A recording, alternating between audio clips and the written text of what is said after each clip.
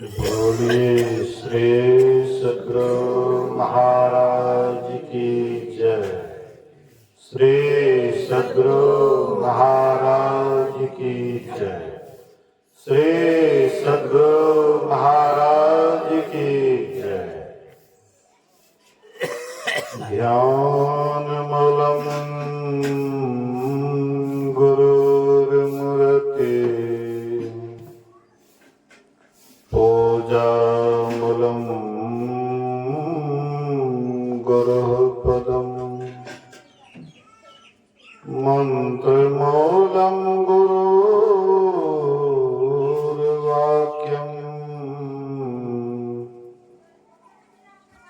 मोक्षमूलं गुरुः कृपा। धन्य धन्य सतगुरु सुखद महिमा कहे न जाए। जो कछु कहाँ तुम्हारी कृपा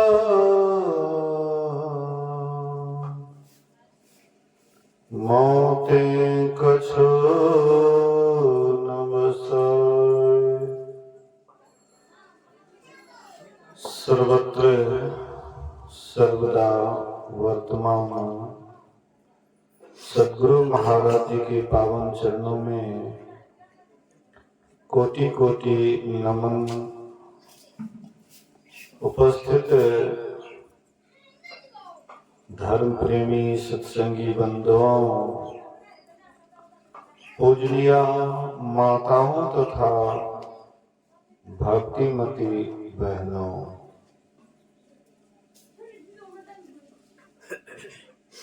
एक दिवसीय संतमत सत्संग का अभी द्वितीय पाली के अपराह्नकालीन सत्संग में हम लोग उपस्थित हैं। श्री रामचरितमानस से पाठ किया गया, सुन रहे थे पातिव्रत धर्म के संबंध में। पातिव्रत धर्म, पति के प्रति धर्म।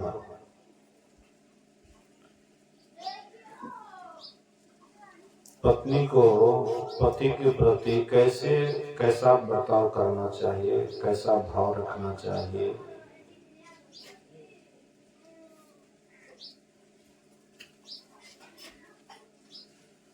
कहते हैं जो सभी व्रत को छोड़ करके पातिव्रत धर्म का पालन करती है उसको परम गति मिलती है, परम गति को प्राप्त करती है। यहाँ हम लोग ऐसा नहीं सोचेंगे परम गति से मतलब मोक्ष या ईश्वर की प्राप्ति। यहाँ पर परम गति से मतलब कहा गया है स्वर्ग। स्वर्ग की प्राप्ति को यहाँ परम गति कहा है।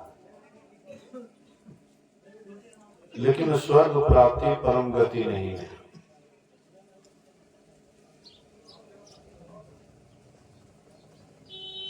सती पार्वती से पहले वाले जन्म को सती कहते हैं। जो पति के कारण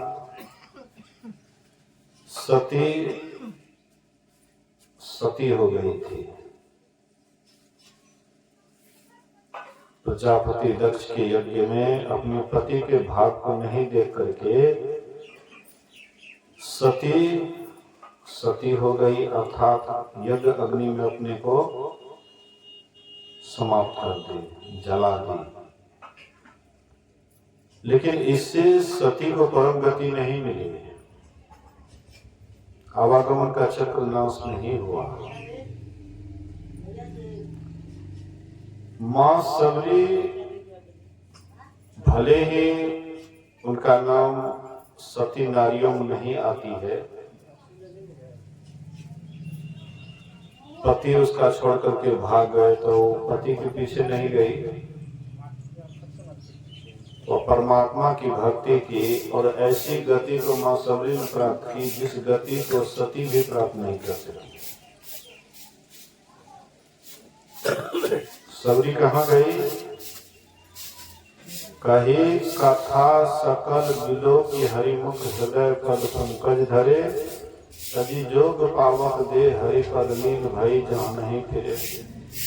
जहाँ से कोई फिरता नहीं है, लौटता नहीं है, वापस नहीं आता है, आवागमन के चक्र में नहीं पड़ता है, ऐसे स्थान में कौन गई? सबरी। लेकिन सती पति भक्ति की, जन्म जन्म की रगड़ हमारी, बरहूं तो शंभु ने तो रहूं कुमारी। सती कहती है कि जन्म जन्म की हमारी यही रगड़ है, हमारी यही विशेष आग्रह है, संकल्प है। बरहूं तो शंभु, या तो हमारा पति शिव जी हो, नहीं तो रहूं कुमारी।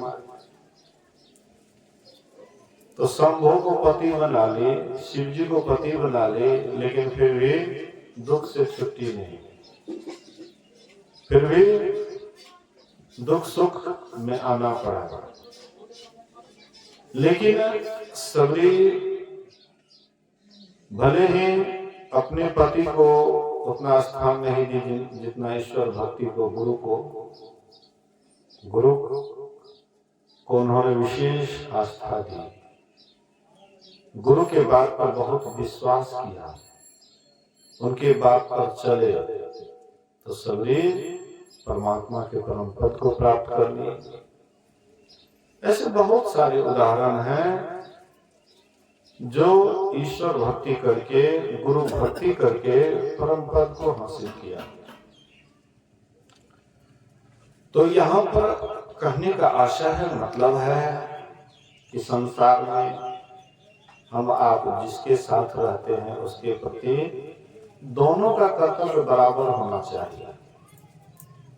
ये नहीं है कि स्त्री पति की सेवा करे या पति उसे नफरत करे, दोनों को आपस में एक समान प्रेम होना चाहिए। क्योंकि उसको अर्धांगिनी कहते हैं, पत्नी को क्या कहते हैं? अर्धांगिनी। पति को कहते हैं अर्धांग। मतलब एक दूसरे का पूरक है, अधूरा जीवन का स्त्री पुरुष एक दूसरे का पूरक है। इसीलिए अगर स्त्री का धर्म है पातिव्रत धर्म का पालन, तो पुरुष का भी धर्म होना चाहिए एक पत्नी व्रत धर्म का पालन। स्त्री अगर पर पुरुष को नहीं निहार सकती है तो पुरुष को भी नहीं निहारना चाहिए।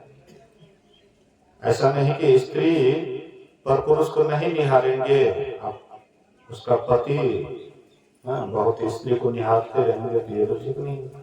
दोनों के लिए समान नियम लागू रहना चाहिए, दोनों के लिए समान नियम होना चाहिए। तो इसीलिए यहाँ पर कहते हैं कि पति में थोड़ा सा मतलब कमी भी हो, क्रोधी हो,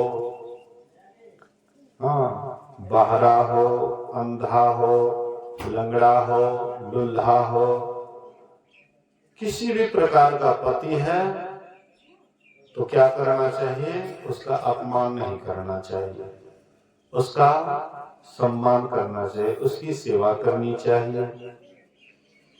इसी तरह से स्त्री भी अगर अंधी हो, बहरी हो, लंगड़ी हो, लुल्ही हो, किसी भी प्रकार की स्त्री भी अगर उनमें भी कोई कमी हो तो पति का भी कर्तव्य होता है उसको उसी तरह से देखना, उसका त्याग नहीं करना।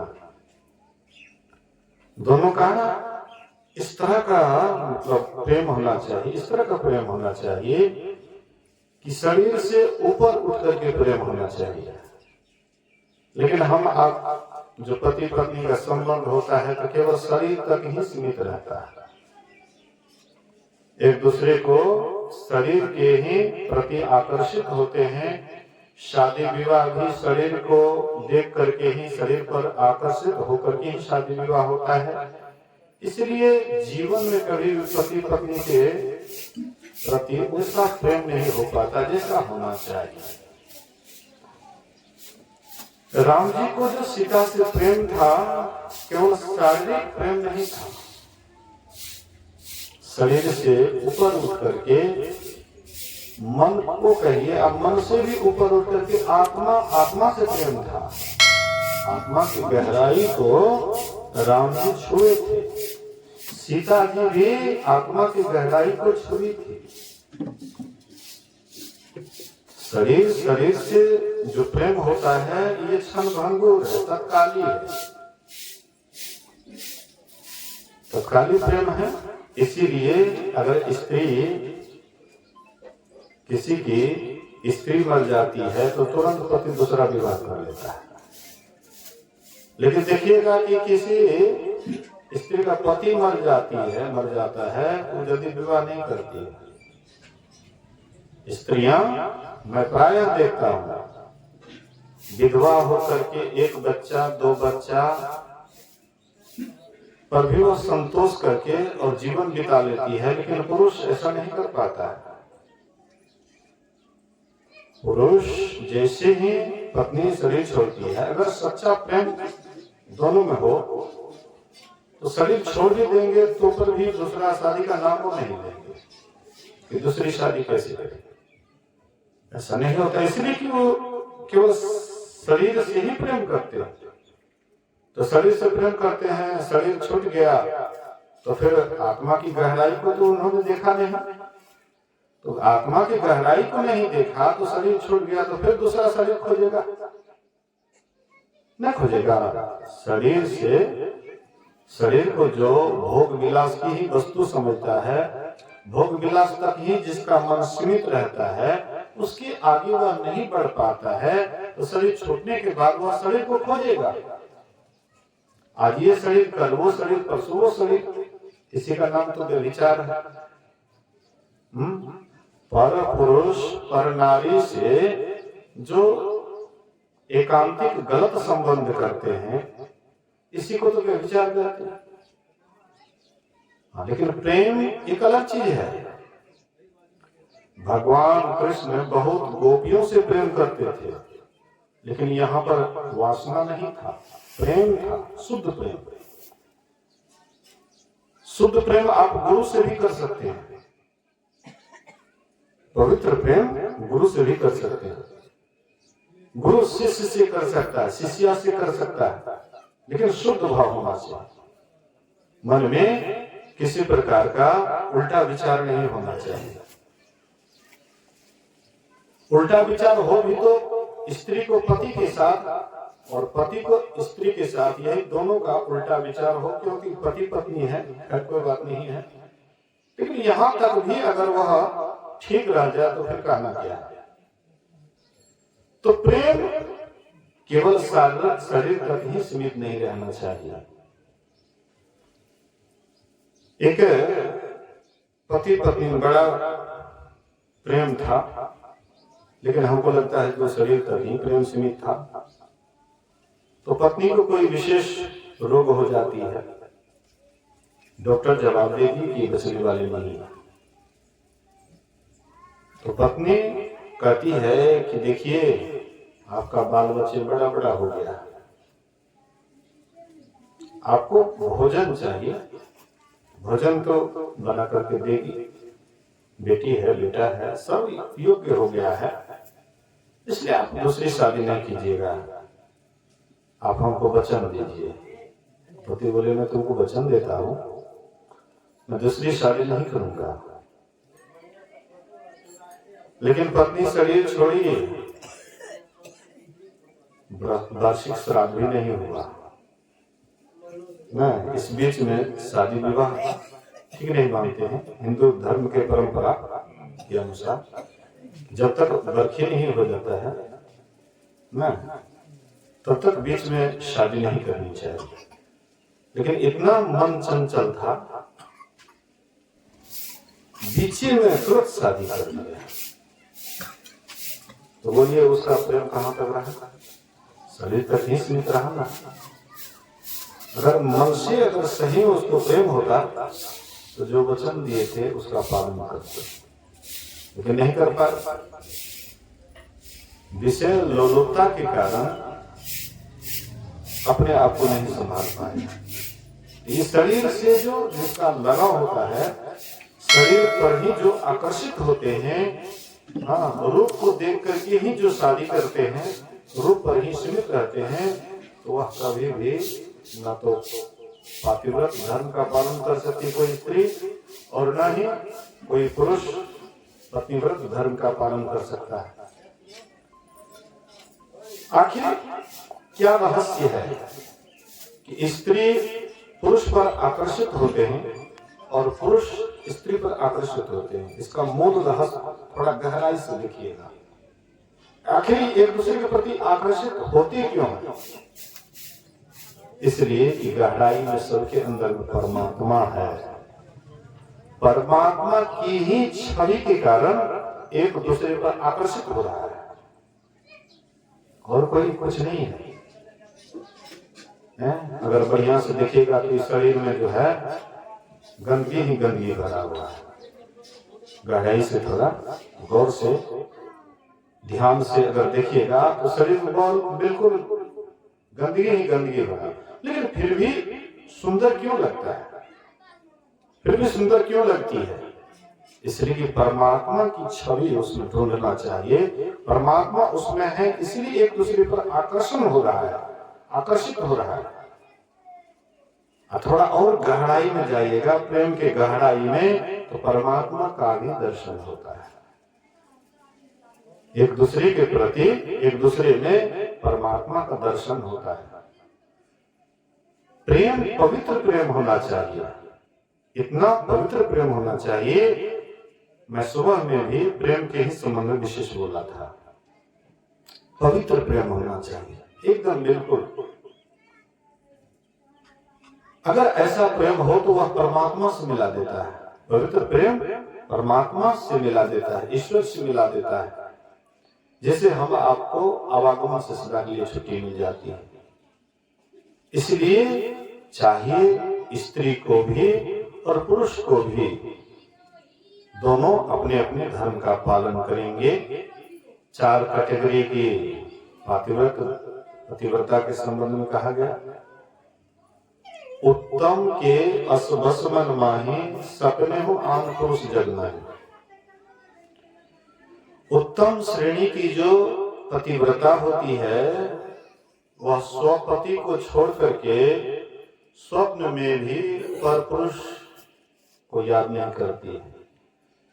अब यहाँ पर प्रश्न हो सकता है, क्या गुरु भी पर पुरुष है? पति स्वपति को छोड़ करके पर पुरुष का स्वप्न में भी याद नहीं करती है, तो क्या गुरु को भी आप पर पुरुष में गिनती कीजिएगा?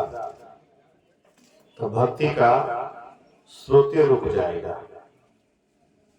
पति में जो गुण है, प्रत्येक स्त्री अपने पति के गुण को समझती है कि हमारे पति में कितना गुण है, क्या अवगुण है। एक जगह रहने पर एक दूसरे के गुण अवगुण को लोग गहराई से मापते हैं। अगर पति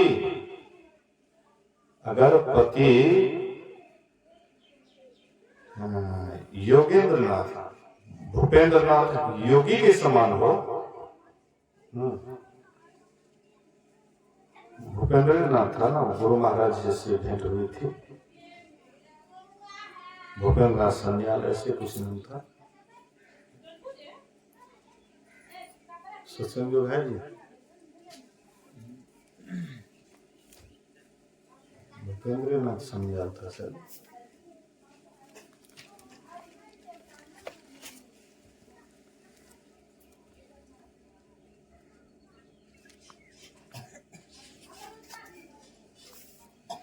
बोलिए श्री सद्गुरु।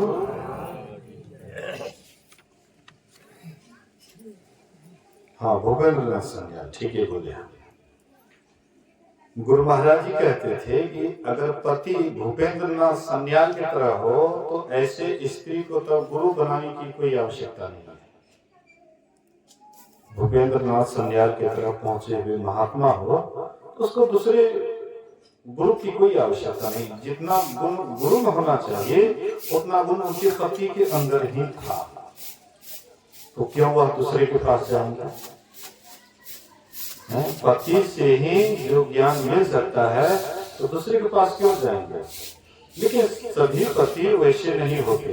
कोई बिरला ही जो साधना भजनिक होता है, भजन ध्यान में आगे बढ़ा हुआ होता है, साधना करके उच्च गति को प्राप्त करता है, ऐसे पति उसका गुरु हो सकता है।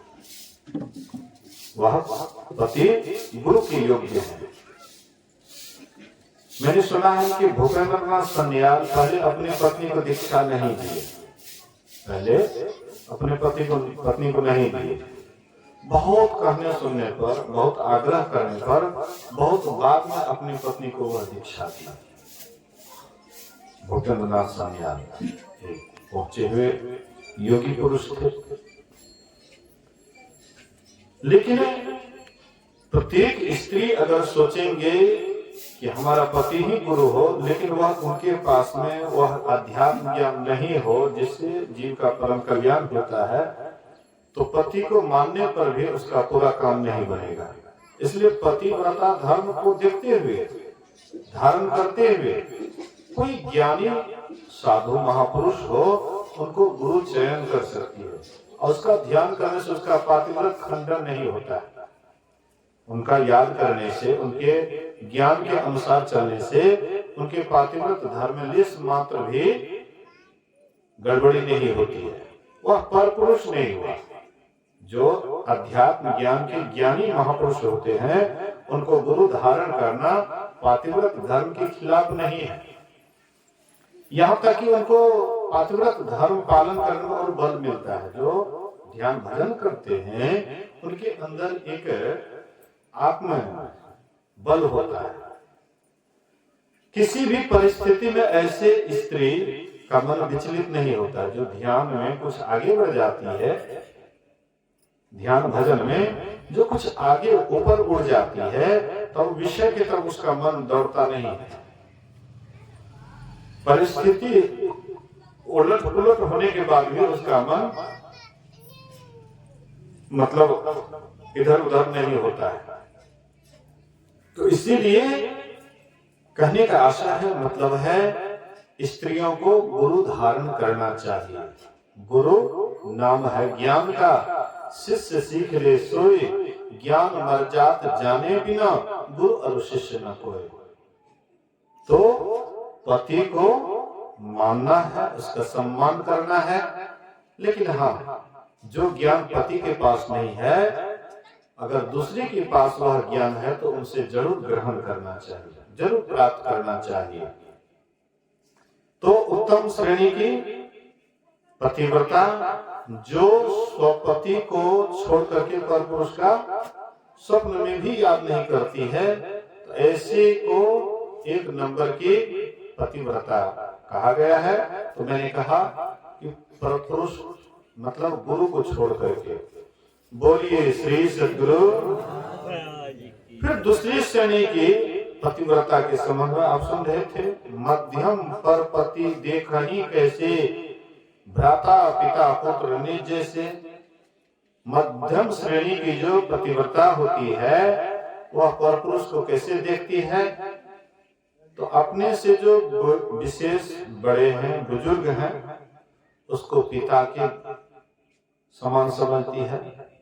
सामान्य उम्र वाले को अपने जैसे, समान उम्र वाले को भाई समझती है, और अपने से कम उम्र वाले पुरुष को बेटा या भतीजा समझती है। तो इसमें भी उसका पातिव्रत खंडन नहीं होता है। बड़े गुरुजन होते हैं, उसको पिता के तुल्य देखते हैं, आदर हाँ, आदर उसका करते हैं, उसके प्रति आदर भाव रखती है, उससे पातिव्रत खंडन नहीं होता है। तो मध्यम श्रेणी की पातिव्रता होना चाहिए और पति भी उस ढंग का होना चाहिए। अगर पति मान लीजिए पुरुष है तो पुरुष को जो स्त्री है, जो विशेष उम्र की स्त्री है, उसको मां के समान समझना चाहिए। नहीं, स्त्री के लिए अगर पिता तुल्य है तो पुरुष के लिए स्त्री माता के तुल्य है। जो बड़ी उम्र वाली है वह माता के समान उसको जानना चाहिए, समझना चाहिए। फिर बराबर उम्र वाली कोई स्त्री है उसको बहन के समान समझना चाहिए पुरुष के लिए। और जो हमसे कम उम्र की है उसको अपना बेटी भतीजी के समान समझना चाहिए। इसमें दोनों का धर्म बच जाता है, स्त्री का भी पुरुष का भी। मध्यम उसके बाद है तीसरे नंबर का,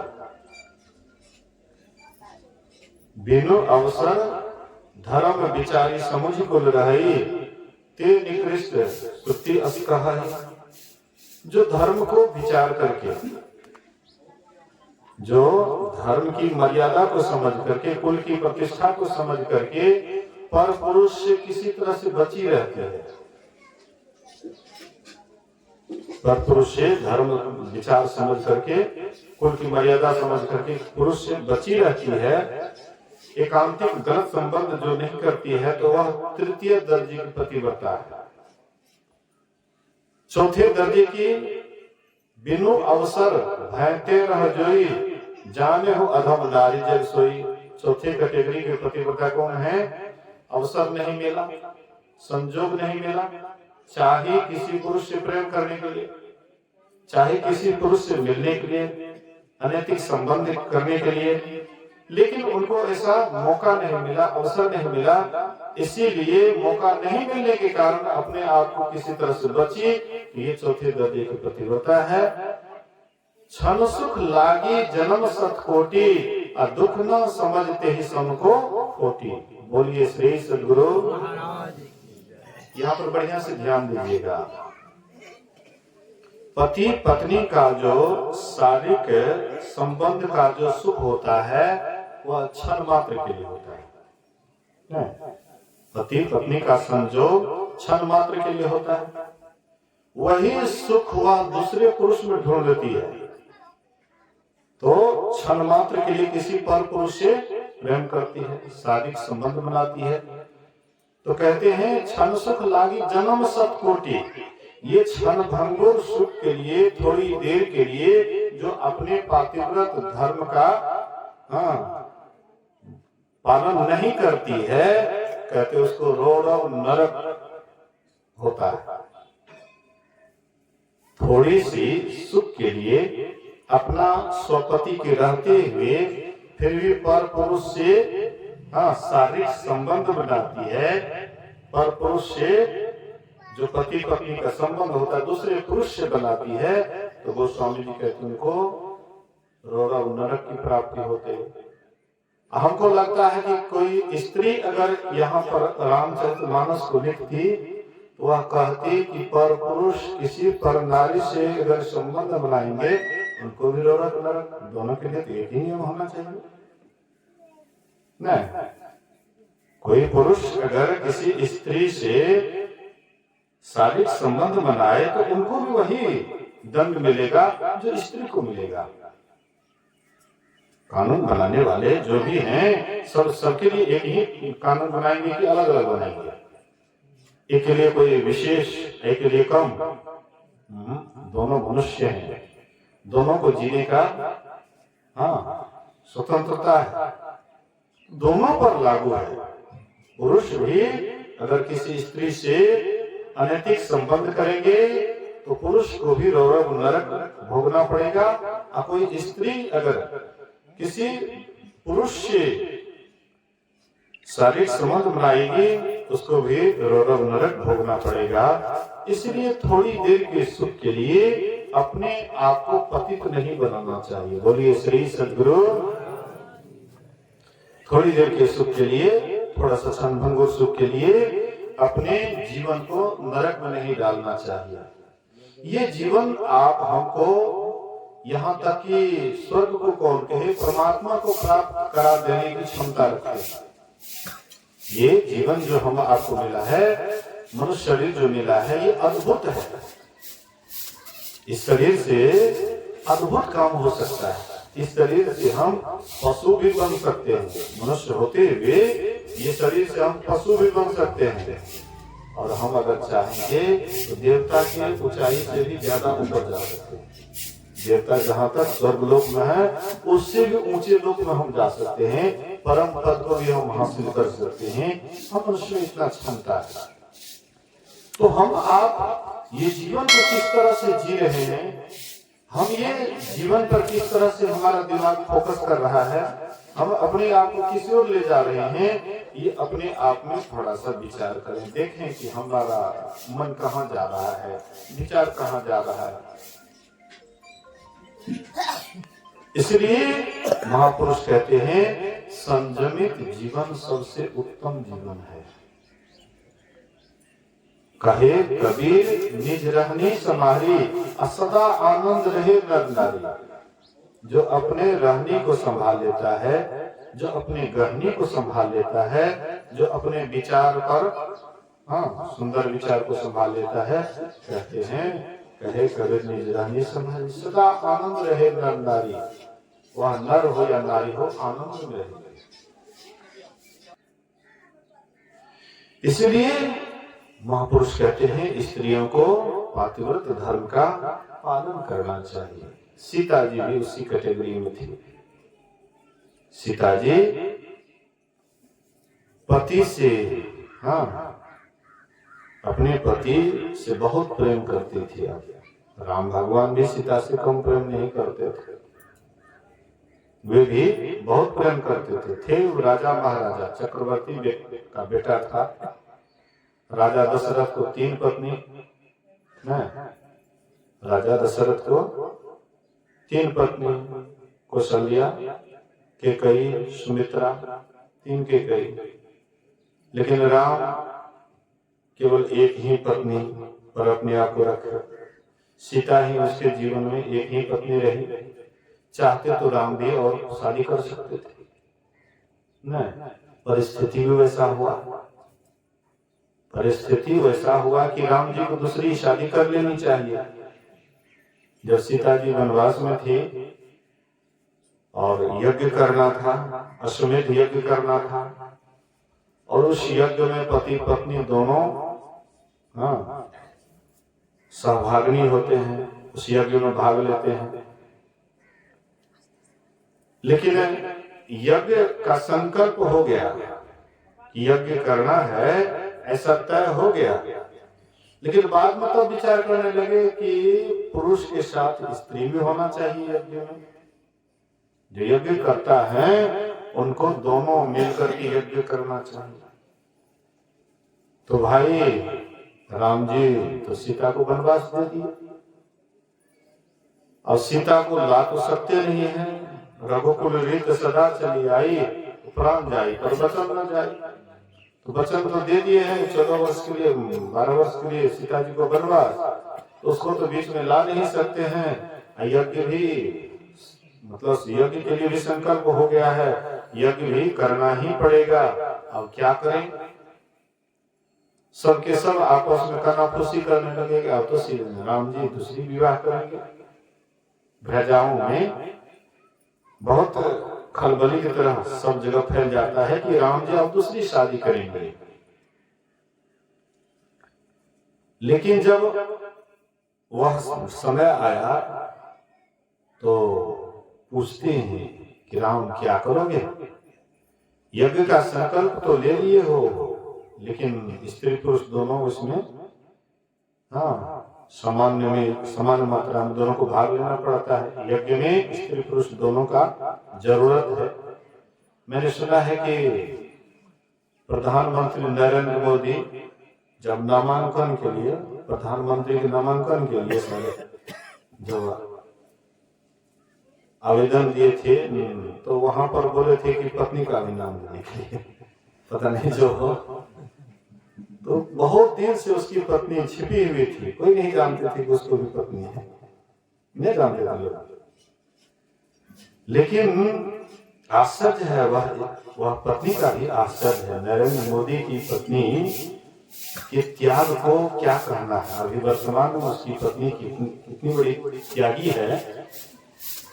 नरेंद्र मोदी अपने पत्नी को छोड़ करके बोले थे कि मैं जा रहा हूं देश की सेवा के लिए। आरएसएस में पहले वह भर्ती हुए थे नरेंद्र मोदी। बोले कि मैं देश के लिए यह शरीर को अर्पण कर रहा हूं, देश की सेवा में ही यह शरीर को अर्पण कर रहा हूं। तुमको कोई दिक्कत? बोले कि हमारा पति देश की सेवा के लिए जा रहे हैं, तो हमको क्या दिक्कत है।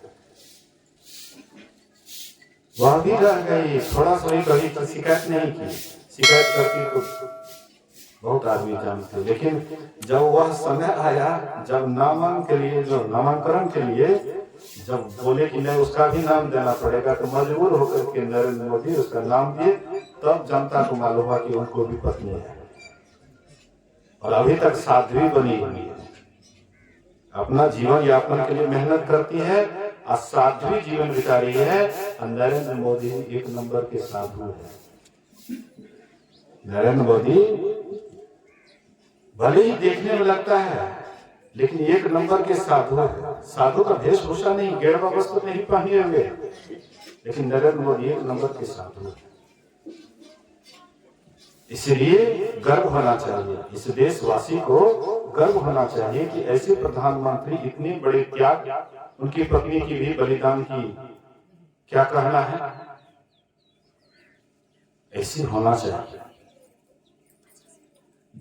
तो कहने का आशा मतलब है कि जो कोई पुरुष है या स्त्री है, सब में ये त्याग वृत्ति होना चाहिए, एक दूसरे के प्रति समर्पण होना चाहिए। शाहजहां के समय में एक राजपुतनी को मन ही मन वरण किए। बोलिए श्री सद्गुरु।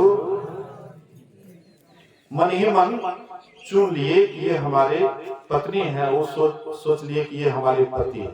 मन ही मन, मतलब शादी के कोई संबंध नहीं, लेकिन मन ही मन पति मान लिए कि ये हमारे पति है, वो भी मन ही मन मान लिए हमारी पत्नी। दोनों का बुढ़ापा हो गया, बूढ़े हो गए, लेकिन शादी दोनों में से कोई नहीं की। ये भारत का नमूना है, दूसरी जगह की नमूना ऐसा नहीं हो सकता। भारत की बहुत बड़ी नमूना है। दोनों बूढ़े हो गए, दोनों में से कोई शादी नहीं किए। शाहजहां को मालूम हुआ ये दोनों एक दूसरे को चाहते हैं, एक दूसरे से प्रेम करते हैं, इसीलिए दोनों अभी तक बूढ़े हो गए, लेकिन अभी तक शादी नहीं की। शाहजहां दोनों की शादी अपने हाथ से करवाए।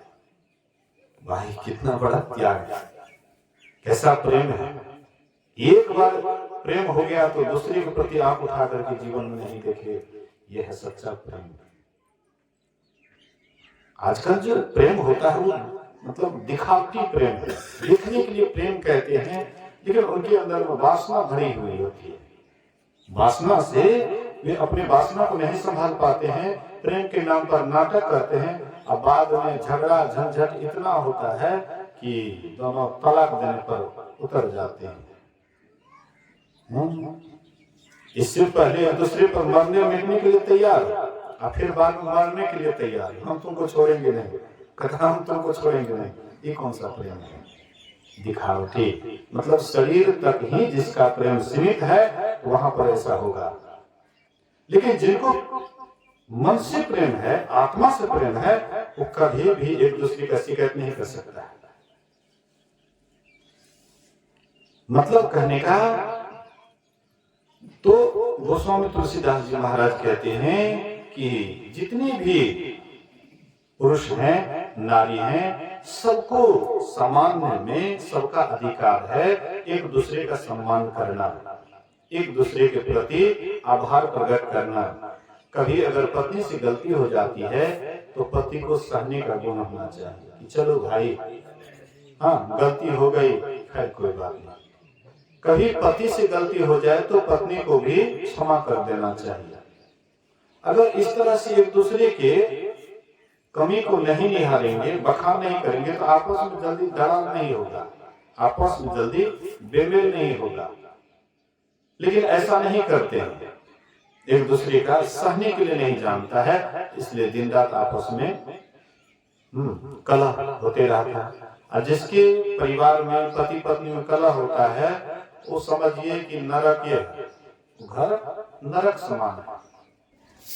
बात बात में पति से झगड़ा, बात बात में पत्नी से झगड़ा, बात बात में सास पुतों से झगड़ा, बात बात में बेटा बाप से झगड़ा, वह घर क्या है, मतलब नरक जैसे बुझाता है। लेकिन जहाँ पर आपस में मेल है, एक दूसरे के सहने के लिए जानते हैं, वह घर स्वर्ग बन जाता है। जिस घर में नित्य गुरु पूजा हो, वह घर स्वर्ग बन जाता है। जिस घर में गुरु भक्ति होती है, परमात्मा भक्ति होती है, ईश्वर की चर्चा होती है, सब के सब ईश्वर भक्ति से जुड़े होते हैं, गुरु भक्ति करते हैं, वह घर स्वर्ग बन जाता है। यहाँ पर धरती पर स्वर्ग लाना है, राम राज्य लाना है। कैसे राम राज्य होगा, कैसे धरती पर स्वर्ग होगा?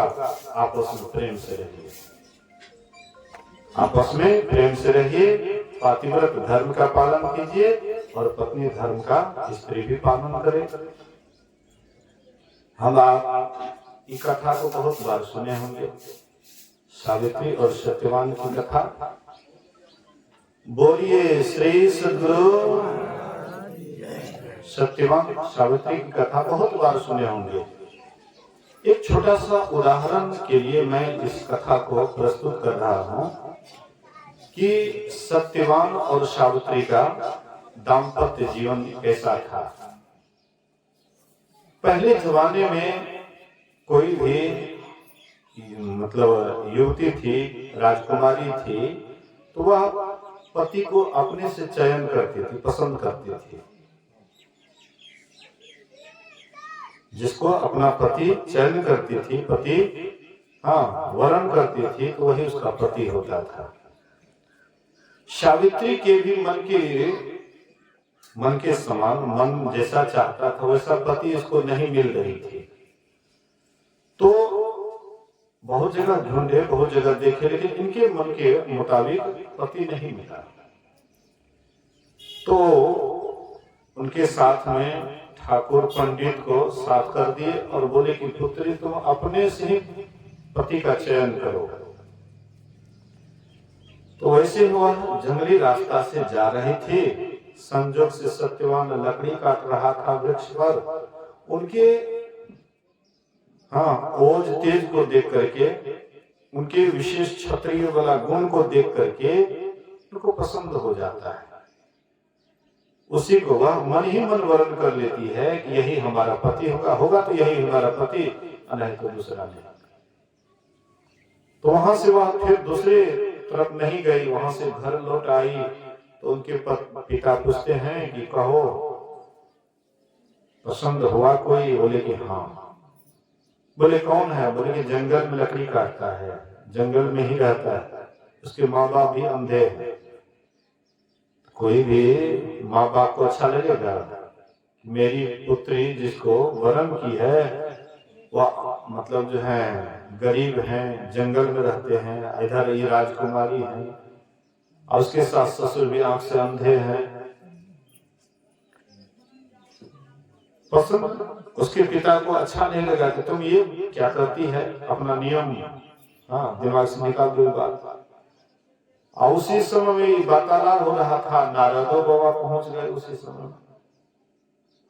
कहते हाँ पुत्री सही कहता है, तुम्हारा पति भी अल्पायु है, जो जिसको तुम पति बनाना चाहती है वे भी अल्पायु है, मतलब कम ही कुछ ही महीनों के बाद उसकी मृत्यु हो जाएगी। अभी तुम्हारा पति नहीं हुआ है, अभी तुम दूसरे पति को चयन कर सकती है, पसंद कर सकती है, तो मन से इसको निकाल दिया। बोले कि नहीं, हम भारतीय नारी की एक गरिमा है सभ्यता है कि जिसको एक बार वर्ण कर लेती है फिर दूसरी तरफ आंख उठा करके नहीं देखती। बोले कोई बात नहीं, जब तुम्हारी वही इच्छा है। तो नारद बाबा उनको सब चीज बता दिए कि इतने महीनों के बाद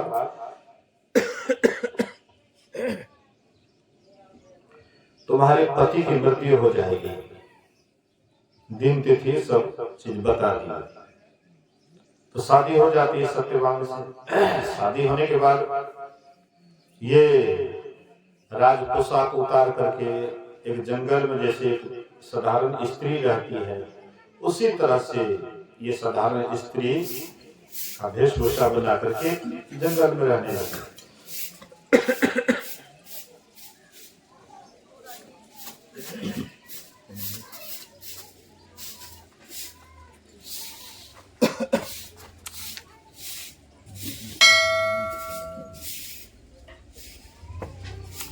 बोलिए प्रेम से श्री सद्गुरु। आप लोग शायद टीवी वगैरह में देखे होंगे कि हिमालय राज की कन्या थी पार्वती। शिव जी से शादी होता है तो उसको पर्वत पर जंगल पहाड़ में रहना पड़ रहा था। तो क्या की तो राजसी पोशाक होता है, साधारण जैसे जंगल में रहा जाता है। ज्यादा कीमती गहना पहनेंगे तो जंगल में लोग रहने देंगे उसको। यहाँ पर महल में बढ़िया घर में मकान में अगर कोई खूब बढ़िया से हार श्रृंगार की हुई है तो कोई बात नहीं, लेकिन जंगल में कोई विशेष हार पहने, विशेष अपने आप को सजा करके रखे तो जंगल में सुरक्षित नहीं रह सकती। इसीलिए अपना हार श्रृंगार जितना भी आभूषण था सबको उतार दिया माँ पार्वती। तब शिव जी के साथ साधारण वो जोगी है कि जोगनी दोनों मतलब एक जैसे रहने लगे। ऐसे ये भी सावित्री भी पति हमारा गरीब है तो हम क्यों हाय फाय में रहें। कुछ ऐसी नारी होती है कि जब शादी हो जाता है अपने से कुछ नीचे में मतलब अपना इसके पिता विशेष धनवान है और शादी हो जाती कुछ गरीब परिवार में तो बड़ा वो उलाहना देते रहते हैं। अरे आप अभी तक हमको क्या दिए हैं। देखिए दूसरे स्त्री को देखिए कितना जेवर दिए हैं, कितना बढ़िया बढ़िया साड़ी दिए हैं, कितना क्या क्या देते हैं। आप भी कौन हैं? हमारा तो मन का शौक मन में ही रह गया, आप कभी पूरा किए मतलब पति को बोलने तक नहीं देते। लेकिन जो अच्छी नारी होती है वो कभी भी पति से शिकायत नहीं करती कि आपने ये नहीं दिया वो नहीं दिया, बल्कि अपने भाग्य की सराहना करती है कि हे पति आपने जो कुछ भी दिया बहुत कुछ दिया है। मुझे मेरे दाता तू सब कुछ दिया है, तेरा शुक्रिया है, तेरा शुक्रिया है। जो अच्छे भक्त होते हैं परमात्मा से भी कभी शिकायत नहीं करते कि हे परमात्मा तूने मुझे ये नहीं दिया, तूने मुझे वो नहीं दिया, बल्कि परमात्मा को धन्यवाद देते कि परमात्मा तूने जो कुछ भी दिया है वह बहुत कुछ दिया, जितना मुझे नहीं चाहिए उससे तूने ज्यादा दिया। शिकायत नहीं करते। ऐसी ही जो अच्छी नारी होती है वो कभी भी पति का शिकायत नहीं करती है कि आपने हमको ये नहीं दिया वो नहीं दिया वो नहीं दिया, बल्कि आओ भाव से बराबर अपने आप को भाग्य की सराहना करती है कि आपके जैसे हमको पति मिला है, आपने जो कुछ दिया बहुत कुछ दिया है। तो ऐसी स्त्री जहां रहेगी पूरी संतुष्ट रहेगी। पार्वती जैसे और मतलब नारी पति को कोसती है तो पार्वती भी एक दिन कोसने लगी। जो स्त्री का स्वभाव है तो होना ही चाहिए, वो भी कोसती है कि क्या आप भी अधर पानी कहलाते हैं?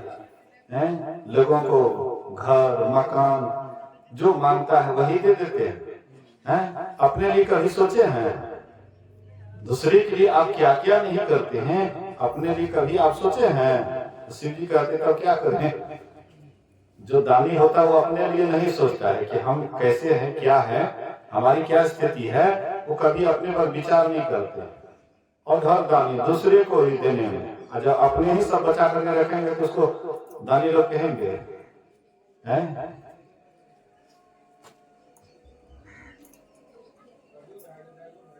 तुकाराम जी महाराज वैसे ही दानियों में एक थे। तुकाराम जी महाराज कोई भी आते थे, जो मांग लेते थे उसको वही दे देते थे। इसलिए एक दिन उनके घर में कुछ नहीं था खाने के लिए। पत्नी कहते बड़का दानी बनते हैं, जो मांगता वही दे दिए, अपने लिए थोड़ा भी नहीं सोचते हैं। आज क्या खाइएगा, बाल बच्चे आज भूखों मरेंगे, इसमें कुछ जुगाड़ कीजिए। तो गन्ना का खेती किए हुए थे। बोले कि कोई बात नहीं, मैं हूं ना, मैं जा रहा हूँ, गन्ना काट के जाऊंगा, वही चूस करके रह जाएंगे, काहे की टेंशन लेती है? टेंशन मत लो, चिंता मत करो, उपाय कर लेंगे। गए गन्ना खेत में, हाँ, छिल मोट करके एक बोझा गन्ना काटे। रास्ते से आने लगे, बाबा एक डार, बाबा एक डार। अब दानिये आदमी है तो क्या करना? अब अपना बच्चा क्या खाएंगे उसका चिंता नहीं है। अब बच्चा कोई मांग रहा है, बाबा हमको एक डार, बाबा तो दयालु है। अब एक एक डार देने लगे, देते देते एक ही डार बच गया। इतने बड़े दानी, इतने बड़े त्यागी, जो मांगे उसी को देने लगे। थोड़ा सा भी मन में ये नहीं कि हमारा क्या होगा। अपने लिए दानी कभी सोचता ही नहीं, दूसरे के लिए सोचता है। दानी का स्वभाव ऐसा है। गए, पत्नी जो देखी उसका तो एकदम ट्रांसफार्मर पूरा गर्म हो गया। ये कभी नहीं सुधरेगा कि आज कुछ नहीं था, बोले लाने के लिए, आहे देख लो वहां से गांठ बांध करके बोझा ला करके लेकर के चला, बांटते बांटते एक गो बचा है। इतना गुस्सा में तिल मिला करके गई और वही डांड पकड़ी और मारे डांड पर। डांड लेकर के पति के डांड पर मारी जोर से, गुस्सा से। 4 टुक हो जाता है गन्ना, 4 टुक हो जाता है। तो तुकाराम जी कहते हैं, वाह परमात्मा, तुम्हारी बड़ी कृपा है, बड़ी कृपा है। अब एक एक बाल बच्चे को तोड़ तोड़ करके हिस्सा लगाना पड़ता है, लेकिन कैसी तुम्हारी कृपा है कि ऑटोमेटिक 4 टुक हो गए। 2 बाल बच्चा और 2 पति पत्नी। परमात्मा बड़े दयालु हैं। कैसे थे, कैसे थे? एक एक महात्मा, एक एक संत भगवंत इतने बड़े दयालु, इसलिए तो आज उसका नाम है, नहीं तो कौन उसका नाम लेते।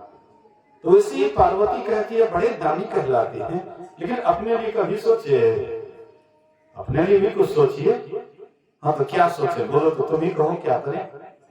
एक खूब बढ़िया भवन बनाइए, जो भवन देख करके इंद्र भी ललचे, स्वर्ग का राजा वो भी ललचे, कुबेर को भी हाँ नजर लग जाए, ऐसा भवन बनाइए।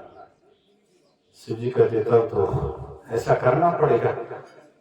हाँ, विश्वकर्मा को आदेश दिए, ये इतना सुंदर भवन बनाओ कि सब ललचे। सोने का महल, एकदम सुंदर मकान है, बना करके तैयार हुआ। बोले कि अब तो मकान तैयार हो गया, तो इसका बास के लिए पंडित को भी बुलाना पड़ेगा। बोले इसलिए सदगुरु बुलाना, हाँ पंडित को बुलाना पड़ेगा ना, तब ना बास लेंगे। वैसे कैसे बास लेंगे? हो सकता है किसी प्रकार का अपशकुन। इसलिए न देखते हैं सत्संगियों है तो मन में कहते न, जब तक हवन न हेते तब तक क्या ध्यान सत्संग से थोड़े पूरा हे वाला है। घर बास होना थोड़े होते, अन्य अभ्यास के घर में रहे में कोनो दिक्कत परेशानी, तो कोनो दिक्कत परेशानी नहीं हुए तो एक हाथ पंडित को बुलाना चाहिए। शिव जी भी बोल इतनी सुंदर घर छे, घर बास के लिए बुला देते, करके हाँ हाँ जरूर बुला देते। हाँ रावण के पिता कि नाम है विश्वशर्मा ना, विश्वशर्मा रावण के पिता ओकरे बोला रावण रहे सोम रावण रहे सोम तागो समय पंडित के काम नहीं कर रहे बाप, लेकिन पंडित के काम कर रहे ओकरा साथ बच्चों के लिए जो भी हुआ घरवास के लिए सब कुछ हो गया। घरवास करेंगे, सारा हवन तवन जो भी करने का था हो गया। उसके बाद कहते हैं कि पंडित जी दक्षिणा भी चाहिए ना आपको, इतना जो आप किए हैं घरवास वगैरह, तो दक्षिणा भी चाहिए ना, तो क्या चाहिए बोलिए। हाँ क्या चाहिए बोलिए। श्री सदगुरु न छोड़ दिए कोनो बात नहीं, शुद्ध भगवान से ना, शुद्ध के दीपक देखो कोनो खास बात नहीं, जल्दी जल्दी नहीं जल्दी कोनो बात नहीं। सबसे विशेष है कि जब सूर्य अस्त हो जाए तब हम लोग दीपक दिखा देंगे, सूर्य के सामने कोई खास बात नहीं। बोलिए श्री सदगुरु। तो कहते मांगिए, तो रावण को पहले से ही सिखा दिए थे उसकी माँ। जब मांगने की बारी आए तो पिता तो तुम्हारा नहीं कुछ मांगेंगे, हम जानते हैं तुम्हारे पिता बड़े संतोषी हैं, लेकिन बेटा तुम मत चुकना, तुम मत चुकना, बता दिए, इशारा कर दिए। तो उनके पिता कुछ बोलने ही वाले थे, उससे पहले कहते हैं कि यही मकाने दे दीजिए दक्षिणा में। शिव जी भी वैसे ही कहते ठीक है, भले छुट्टी छूट गया, छुट्टी छूट गया, ये मकान में रहेंगे, राशि ऐस आराम में रहेंगे, ध्यान भजन थोड़े होगा। तो बढ़िया मकान में रहेंगे तो मकाने को देख करके उलफुल रहेंगे, उसी में मगन रहेंगे, फिर परमात्मा को तो नहीं देख सकते हैं। इसलिए अच्छा हुआ, लीजिए सब कुछ। बोले कि अब तुमको संतोष हुआ। पार्वती सोचती है कि कैसे पति है। बोलिए श्री सदगुरु।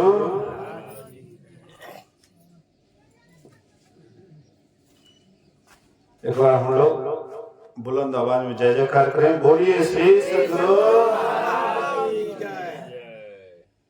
कहने का आशय मतलब है, संत महापुरुष कहते हैं। तो मैं आप लोगों को एक कथा कह रहा था, अब समय भी थोड़ा लास्ट होने जा रहा है। कथा कह रहा था सावित्री के संबंध में। तो सावित्री भी जंगल में जैसे रहना चाहिए उसी ढंग से रह रही थी सत्यवान के साथ।